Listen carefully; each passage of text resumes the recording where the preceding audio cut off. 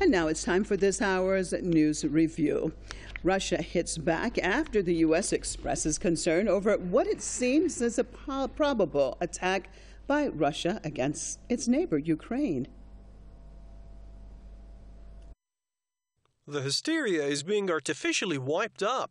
We are being accused of some kind of unusual military activity on our territory by those who have brought in their armed forces from across the ocean. That is the United States of America. It's not really logical or polite. U.S. Secretary of State Antony Blinken expressed his worries about Russian activities on Saturday. He said those concerns are also shared by Europe and Ukraine. Washington and its allies are referring to what they see as unusual Russian troop movements near Ukraine. Moscow has already dismissed that. Instead, it is complaining about increasing military activity by the Western military alliance NATO near Russian borders. Moscow also says NATO should stop arming Ukraine with modern weapons. Moscow and the West have been at odds over Ukraine since unrest broke out in the eastern part of that country back in 2014.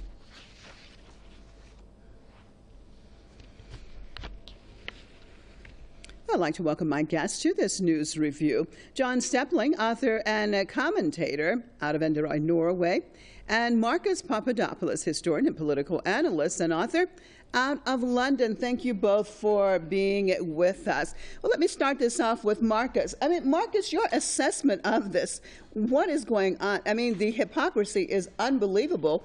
On the one hand, Russia, of course, is right there next to Ukraine, and then we have the U.S. and also the Europeans coming from many miles away, in some cases from the other side of the world, and criticizing then Russia. Your take on what's going on here? Well, the American-engineered coup in Ukraine in February of 2014 constituted a critically defining point in relations between the West and Russia, from which relations between America and Russia have rapidly deteriorated ever since. Indeed, I would go as far as to say that tension today between Washington and Moscow is as tense as the tension between Washington and Moscow in 1983. For Russia, the American orchestrated coup in Ukraine resulted in Washington crossing a red line, because Ukraine is, as I describe and have described for many years now, including in my new book, Ukraine constitutes Russia's soft underbelly. Under no circumstances can Russia afford, in terms of its national security and in terms of its influence and power, both in Europe and in the world, to have a Ukraine which is hostile to it and which is in the West's sphere of influence. Similar to how America would not tolerate either Mexico or Canada being in Russia's orbit. So it is suffice to say that, yes, Russia will use all means at its disposal to ensure that Ukraine does not ever enter NATO. For the Americans and the British, however, their dream of bringing Ukraine into the West's sphere of influence was accomplished in February of 2014. And for nearly 8 years now, the West has integrated Ukraine into its sphere of influence, politically, economically, and militarily. And the Americans and the British, whilst they will not go to war with Russia over Ukraine, nonetheless, they are intent on cementing their presence in the country. That is why we see more and more NATO personnel and weaponry in Ukraine. That is why we see the Americans refurbishing the Ukrainian ports of Odessa and Okhotsk in order to accommodate American and British warships. And finally, that is why we see the American and British navies increasing their naval presence in the Black Sea. Because the Americans and the British know that if the day comes when Ukraine enters NATO, hypothetically speaking, then Russian national security will be in peril. Okay, well, John, let me get you in on this discussion because on the one hand, Marcus talked about the overall situation, the increased tension. Your perspective, I mean, does the United States want to go to war with Russia? What are they trying to do? Because obviously they're increasing this tension and they're going to get a reaction from the Russian side. Right. Well, the tension dates back in the most recent phase to 2014, as Marcus said. This was the U.S. orchestrated coup that put this Kiev regime in power. And these are neo-Nazis. This is a very far right-wing government. And Russia, in fact, has 2,000 open war crimes cases against the Kiev regime. Nothing will ever come of that because international legal institutions are all controlled by the West. But the fact remains that there's pretty well documented atrocities committed by these Nazis, and this is, of course, the government that the U.S. supports, and this has always been the case in U.S. history. I mean, they love dictators, and that's what they have here, and Hillary Clinton and Victoria Nuland and John McCain, all these people, and certainly Joe Biden, have been enthusiastic supporters of the coup. They have, sent enormous economic and military support and training to this regime. And Russia has been, I think, singularly restrained in their response up until now. So the U.S., as a tried and true strategy, is accusing Russia of exactly what they themselves are guilty of.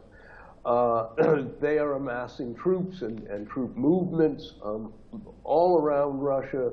They have destabilized the region. The recent, situation in Afghanistan with the Taliban taking power was just another further step in this. Ukraine is full of illegal immigrants from Tajikistan, Uzbekistan, terribly poor countries with corrupt administrations, governments, crumbling infrastructures. So the whole region has been destabilized over, say, a 25-year period by the West. Okay. The coup in 2014, by the way, was not popular with the EU. They were bullied into supporting it because it was seen as a completely irrational action and one that was supporting these open fascists. So that's where you are. Russia so far has been very restrained, and there is a limit, of course, but do I think the U.S. wants to go to war? No. The U.S. doesn't want to go to war. They can't win that war. And we all sort of hope the sociopaths at the Pentagon don't want a nuclear war, and I don't think they do, really. But short of that, no, they can't win a conventional war, and they're stretched too thin as it is. So they're just going to continue to provoke. Marcus, you heard what John said as far as the Russians being restrained. How much longer can the Russians restrain themselves? I mean, if they are increasing antagonistic moves, bringing in troops near the border or at least inside of Ukraine. I mean, your prognosis, where do you see this going if the U.S. and NATO continues to be aggressive in what they're doing as far as the Russian side and reactions?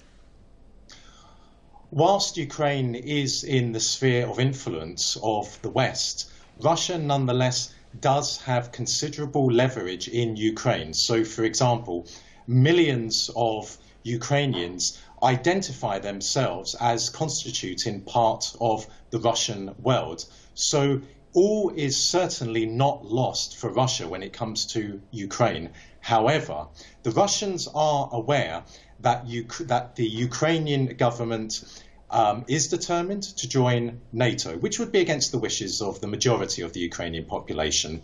Russia is also acutely aware that the West is seeking Ukrainian membership of the Western military bloc. But for the time being, Ukraine cannot join NATO because there are parts of Ukraine which Kiev has lost control of, such as the Crimea and of course the third of Donetsk and a third of Lugansk. But the problem is that the day could come when Kiev decides to redraw its national borders, excluding the Crimea and the third of Lugansk and the third of Donetsk that it has lost control of. Then Ukraine would be free to join NATO. But you've asked me, what do I believe Russia will do? Well, the day will come sooner rather than later, I believe, when Russia will take clinical action in Ukraine to ensure that Ukraine returns to Moscow's What type of action are we talking about, Marcus? I believe that, yes, the military option is there. If NATO keeps on increasing its presence in Ukraine, if the Americans and the British keep on antagonizing Russia in the Black Sea region, trying to take away Russia's supremacy in the Black Sea region, then yes, quite frankly speaking, Russia will take military action in Ukraine. And that will go down very well with a great amount of the Ukrainian population who, as I said, consider themselves to be the same people, who consider themselves to be part of the Russian world. They are, remember, the majority of the Ukrainian population are members of the Ukrainian Orthodox Church of the Moscow Patriarchate. That is a fact that the West does not want to talk about. So if the day comes when Russia takes military action in the east of Ukraine, in the south of Ukraine, in the center of Ukraine, you will see Russian soldiers greeted by vast parts of the Ukrainian population as liberators. The only part of Ukraine which is historically anti-Russian is the westernmost part of the country. Okay, and on that note, so sorry, but we're out of time. I appreciate that and both of your analyses. Thanking both of you, John Stepling, author and commentator out of Enderoy, Norway, and Marcus Papadopoulos, historian and political analyst and author out of London. And as always, viewers, we appreciate you being with us on another news review. Thanks so much for being with us.